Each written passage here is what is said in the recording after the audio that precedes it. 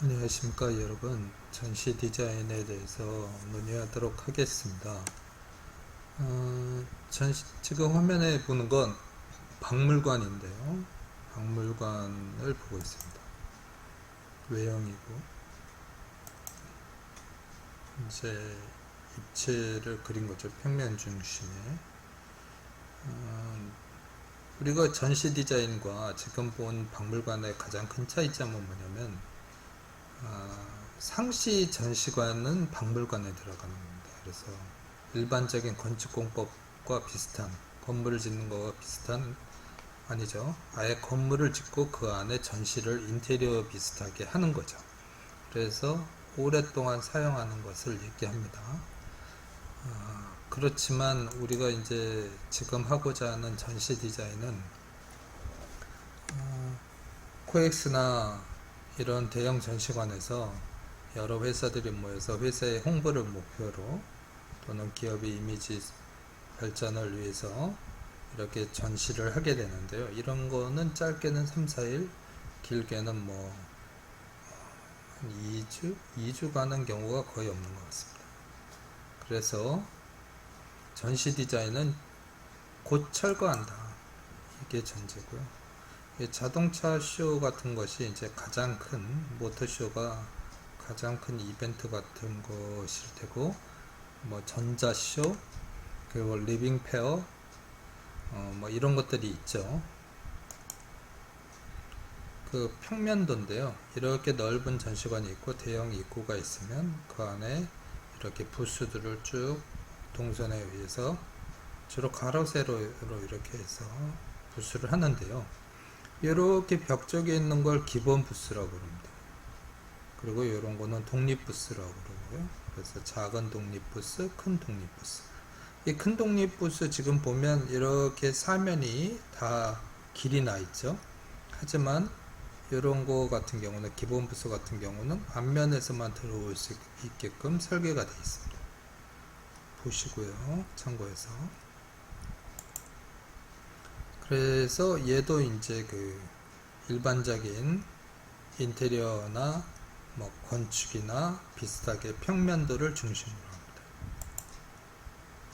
이제 조금 전에 말씀드렸던 전시관 전체의 동선 레이아웃을 고려하고요. 그리고 자기가 맡은 부스에 있어서의 동선 계획을 세웁니다. 요거 같은 경우는 보여줄 게 좀 많을 경우, 또는 메인과 벽면을 주로 사용할 경우, 각 관마다의 특징을 살리는 경우, 뭐 이렇게 다양하게 레이아웃을 잡겠죠. 전시 디자인이 흥미로운 것은 그 일반적인 건축 디자인과 인테리어 디자인은 중력과 또 보온, 그리고 방열, 뭐 그리고 안전성, 이런 것들을 굉장히 중요시 여기지 않습니까?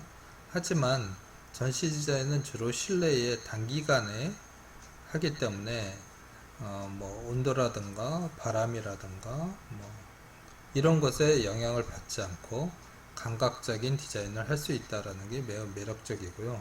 소재도 그런 면에서 많은 차이를 갖는 거라고 생각합니다. 이런 어떤 곡선과 데코레이션을 이용할 수 있는 거죠. 조금 전에 평면도에서 말씀드렸던 기본 부스를 얘기합니다. 보통 이게 한 부스를요, 3m, 3m를 한 부스라고 그러는데 보통 3m, 6m를 기본 부스로 합니다. 요거 같은 경우는 이제 앞에 거는 전시장에서 준 그냥 그 기본 부스 시설을 임대해서 사용한 경우고요. 요거 같은 경우는 가장 간단하게 디자인을 한 사례입니다. 오픈형이죠. 전면으로. 요거는 제가 볼 때 9m, 6m 정도 되는, 그러니까 3부스나 4부스 정도 되는 것을 독립부스로 디자인을 한 사례입니다. 동선은 간단하죠. 전면 트고, 전면을 주로 들어갔다 나갔다 하는 거라고. 요거 같은 경우는 이제 자동차 디자인에 있어서 꽤 넓은 공간을 부스로 사용하고 있는데 자동차가 굉장히 크기 때문에 전체적으로 오픈 타입으로 한 사례라고 보입니다. 그 전시 부스에 들어가야 될 내용들이 어떤 것들이 있느냐면 주로 이미지 월이 있습니다. 이미지 탑 같은 거요. 대표적으로 이거는 굉장히 강조한 사례고요. 이거 좀 작지만 여러분 대형 TV, 응? 대형 디스플레이. 요즘 뭐 그 음악 공연이나 뭐 이런 것들을 할 때 뒤에 있는 것처럼 시각적인 정보 전달을 위해서, 그리고 어떤 제품이나 뭐 예를 들어서 뭐 로봇 회사라든가 예를 들어서 화장품 회사라든가 다 그 제품의 제품을 이렇게 전시하고 그것을 홍보하고 설명하고 판매를 이으려고 하겠죠. 그리고 벽면을 이용해서 우리가 잘 아는 판넬을 통해서 그 소개를 하는 정보 전달 이런 공간이 필요하고요.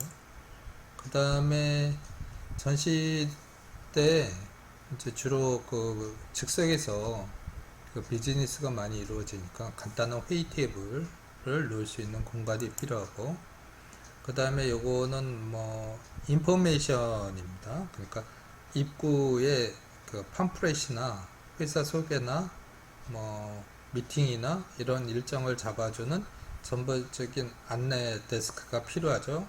이런 다양한 사례가 있습니다. 그리고 개인적으로 그 계단 같은 것들을 잘 이용을 해서 전시의 사이드 부분이나 뭐 이런 부분에 간단하게 쉴 수 있는 공간을 두면서 뭐 그 안에서 뭐 미팅과 이런 것들도 이루어졌으면 좋겠습니다. 그리고 지금 여러분이 그러면 전시 디자인을 되게 어려워하는데, 여러분들이 지금 그 학교에서 배우는 또는 고등학교 때 진행했던 그 기초 도형 있지 않습니까? 그런 것들을 그냥 이용해서 디자인할 수 있다는 겁니다. 왜냐하면 이것은 건축공법보다는 훨씬 간단하기 때문에, 뭐 예를 들어서 인형 회사라든가 뭐 이런 경우, 아니면 캐릭터가 있는 회사라든가요 같은 경우는 이걸 메인으로 만들고 이 앞에 뭐 이렇게 전시를 하고 회의 테이블도 만들고 뭐 그럴 수 있겠죠.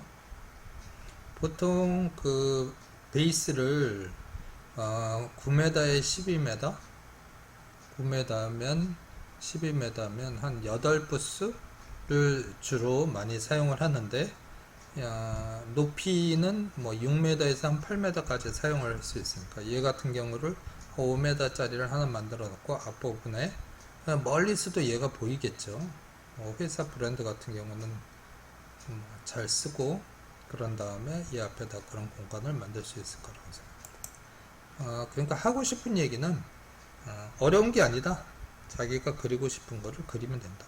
그리고 얘 같은 경우는 뭐 잘된 조형물은 아니지만 뭐 입체 조형에서 우리가 흔히 하던 오드락 가지고 했던 그런 조형물을 사용할 수 있다.